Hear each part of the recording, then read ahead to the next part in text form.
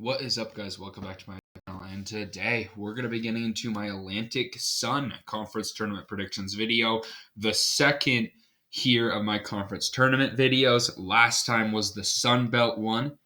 Now we're getting to the Atlantic Sun. These are the two first conferences that are set.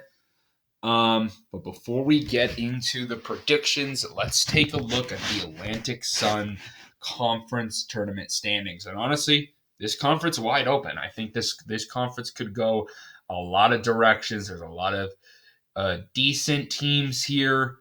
I don't think one of them sets apart from the other, though. So the number one seed, though, is Eastern Kentucky, finishing 12-4 in conference play right there. Then at number 2, we do have Stetson, who finishes 11-5 in conference play. Tied with Stetson is the 3 seed Lipscomb, finishing 11-5 in conference play. Then we have 4-seeded Austin Peay, finishing 10-6 in conference play. North Florida is the 5 seed, finishing 9-7 in conference play. Then the 6 seed is North Alabama, getting that bye, finishing 8-8 in conference play. 7 seed is Florida Gulf Coast University, also finishing 8-8 in conference play. Then we have the 8-seeded Queens, finishing 7-9 in conference play. 9 seed Kennesaw State, who made the tournament last year, finishing 6-10 in conference play, and then 10-seeded Jacksonville. So this conference is interesting when it comes to their bracket. It is reseeding. So they do have and also forgot to mention, but two teams that miss out on the tournament are Central Arkansas and Bellarmine, who are the bottom two teams that didn't have good enough records to make it. So too bad for them. So sad, but anyway, yeah, this is a reseeding tournament, so they do in the first round have 9 versus 10 battling. Winner of that one will play the 1 seed. Then we have the 7 versus 8. Winner will play the 2 seed. And then you get to the second round.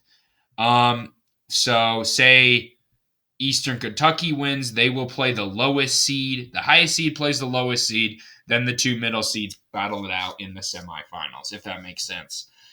Similar to NFL bracketing.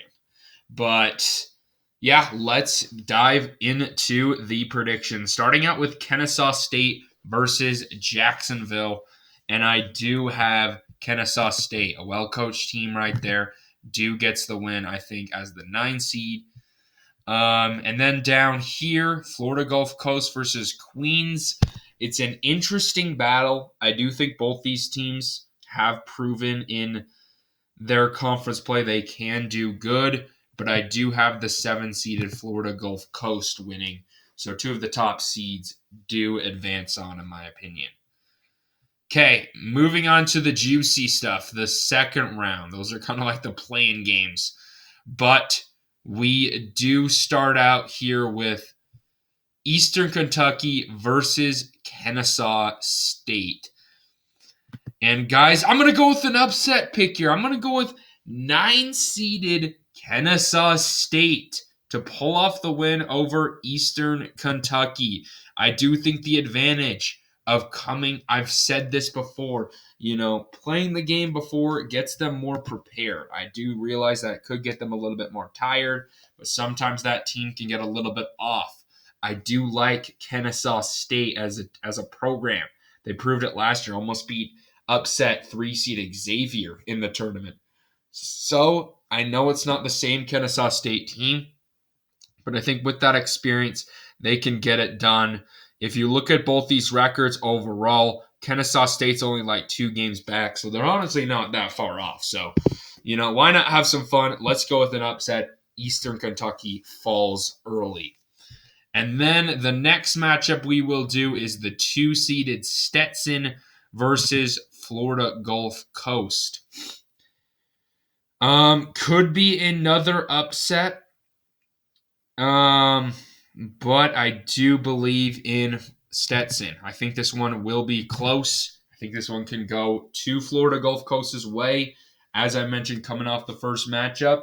But I think the battle against Queens is going to be a tough one for Florida Gulf Coast. It'll drain them a little bit more than I think Kennesaw State will be. So that's why I am going with Stetson to move on in that battle.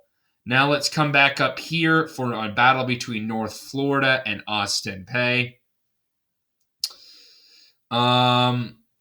Interesting matchup, but I am going to go with the 4-seeded Austin Peay in that game, who gets to meet 9-seed Kennesaw State. And then 3-seeded Lipscomb finishing this off against North Alabama. We do have the 3-seeded Lipscomb winning this one. So we do have some reseeding to do here. Actually, Austin Peay will not play Kennesaw State. So this is how it's going to go. Kennesaw State's going to come down here. And they're going to face Stetson.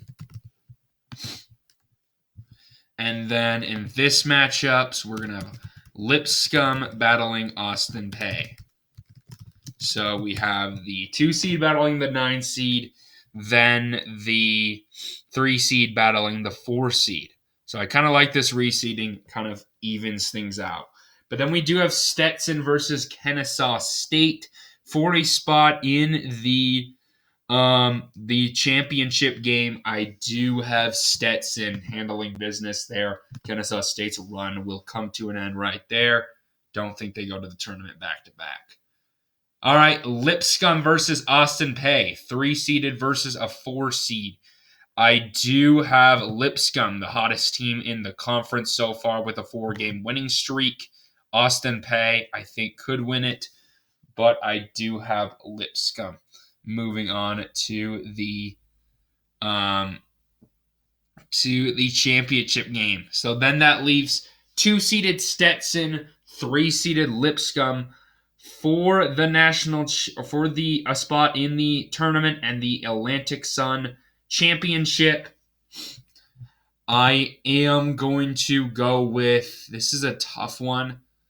I do believe I'm going to go with my gut here and go with 3-seeded Lipscomb to win this whole thing.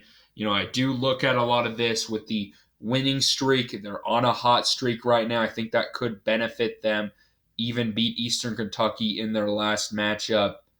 So I am going to go with Lipscomb to win the tournament.